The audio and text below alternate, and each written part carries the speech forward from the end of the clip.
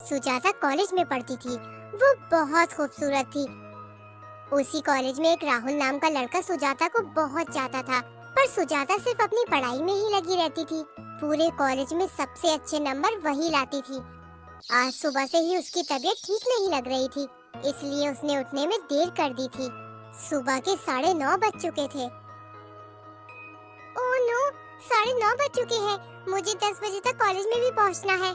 आज कॉलेज में annual day का प्रोजेक्ट भी सबमिट करना है। जल्दी से बस स्टैंड पहुंचना होगा, वरना बस भी मिस हो जाएगी। सुजाता जल्दी से तैयार हो जाती है और भागते भागते बस स्टैंड पहुंचती है। चलो बच गई, समय से पहुंच गई, नहीं तो भारी मुसीबत हो जाती। बस भी समय पर आ ही गई। फिर सुजाता थोड़ी देर के बाद कॉलेज पहुंच जाती है। जैसे ही वो कॉलेज के अंदर जाती है, सारे स्टूडेंट सुजाता को देखकर हंसने लगते हैं।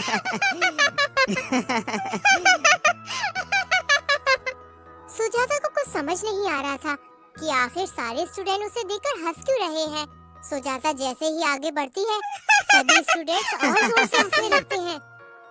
ना जाने ये लोग कॉलेज पढ़ने आते हैं या मस्ती करने। जब देखो तब किसी न किसी का मजाक उड़ाते रहते हैं और खीखी करते रहते हैं। अपने काम से काम क्यों नहीं रखते हैं ये लोग। तभी राहुल की नजर सुजाता पर पड़ती है। वो देखता है कि सुजाता घबराई हुई है। राहुल देखता है कि सुजाता के कपड़ों पर खून के धब्बे लगे होते हैं। राहुल जल्दी से जाकर सुजाता को पीछे से कवर कर लेता है। तभी सुजाता राहुल को इतने पास खड़े देखकर भौचक्का रह जाती है। सुजाता जल्दी से राहुल को धक्का देते हुए गुस्से में बोलती है, ये क्या बदतमीजी है? तुम मेरे इतने पास क्यों आ रहे हो? तुम सभी लोगों को रोज रोज नई नई मस्ती सूझती रहती है। स्टूडेंट और टीचर के साथ रैगिंग करते हो। तुम लोगों को शर्म नहीं आती ना? आज वैसे ही मेरी तबीयत ठीक नहीं है और ऊपर से जब से मैं इस कॉलेज के अंदर घुसी हूँ, तब से ना जाने सभी स्टूडेंट क्यों अपनी बत्ती सी दिखाकर खीखी कर रहे हैं, जैसे मेरे सर पर सींग उगे हो। और ऊपर से तुम भी आकर मुझे छेड़ रहे हो। अब कुछ बोलो भी या मुंह में दही जमा रखा है?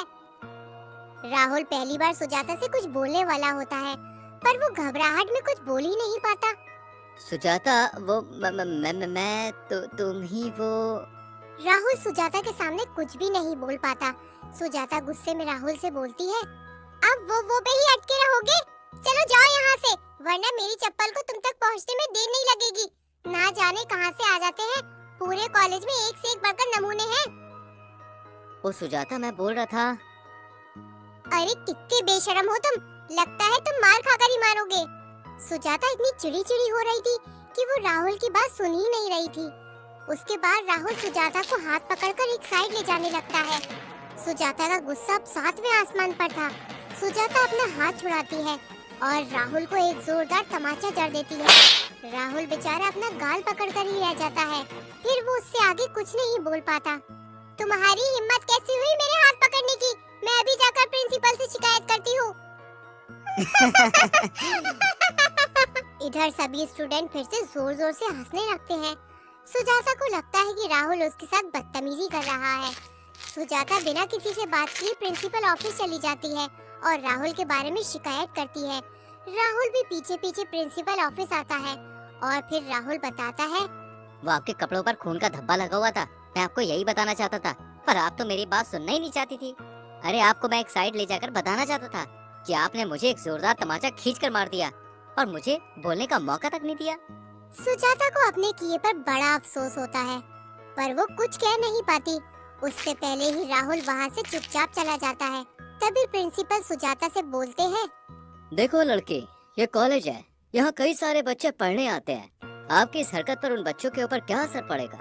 आपको अपना ध्यान खुद रखना चाहिए। इस तरह कॉलेज उठकर चली आती हो, जरा भी ध्यान नहीं है आपको। हरकत मतलब? ऐसा क्या कर दिया मैंने जो बच्चों पर असर पड़ेगा? ये तो नेचुरल चीज है जो होनी ही है। आपकी सफाई नहीं चाहिए, आगे से ध्यान रखिएगा, नहीं तो आपको कॉलेज से निकाला भी जा सकता है। अब बेचारी सुजाता क्या ही बोलती कि पढ़े लिखे आदमी भी ऐसे तर्क दे रहे हैं। सुजाता गुस्से में तो आग बबूला हो रही थी, पर वो बिना कुछ बोले वॉशरूम जाती है। शीशे में खुद को देखती है, कपड़ों पर खून के दाग लगे होते हैं। ओहो, ये क्या हो गया? मेरा ध्यान किधर था? मुझे पता ही नहीं चला। ये दाग कैसे लग गए? ये दाग तो बहुत दूर तक फैल गए हैं। इसको तो बाद में साफ कर लूंगी, पर पहले मुझे पैड की जरूरत है। सुजाता जब पर्स खोलती है तो उसमें पैड नहीं होता। ओह नो, मैं तो पैड पर्स पे ही रखना भूल गई। सुजाता उसके बाद स्टाफ रूम में जाती है और अपनी मैम से पैड मांगती है। वहाँ सभी सुजाता को देखकर अजीब सा मुंह बनाने लगते हैं, जैसे ना जाने क्या पहाड़ टूट गया हो। फिर सुजाता साक्षी टीचर के पास जाती है। मैम देखिए ना, मुझे पता ही नहीं चला और मेरे पीरियड्स आ गए। मैं पैड रखना भी भूल गई हूँ। आपके पास कोई पैड है? क्या सुजाता, सबके सामने बेशर्म की तरह पैड मांग रही हो, वो भी खुलेआम सभी के सामने? ये सुनते ही सुजाता उसे देखती रह जाती है। उसे समझ नहीं आता कि आखिर 21वीं सदी में भी लोग ऐसी मानसिकता रखते हैं। एक औरत होकर दूसरी औरत के बारे में इस तरह कोई कैसे बात कर सकता है? इसमें बेशर्मी वाली क्या बात है मैम? यहाँ से जाओ, इस तरह चिल्लाकर पैड मुझसे नहीं मांगो, समझी? मुझे शर्म आ रही है सबके सामने इस तरह की बातें करते हुए। यहाँ मेल टीचर भी है। सुजाता का पूरा दिन तो किसी तरह बीत जाता है। सुजाता घर आ जाती है और वो संकल्प लेती है कि सभी मूर्ख लोगों की मानसिकता बदलेगी। अब सुजाता हफ्ते के एक दिन वॉशरूम में खुद पैड रखती है।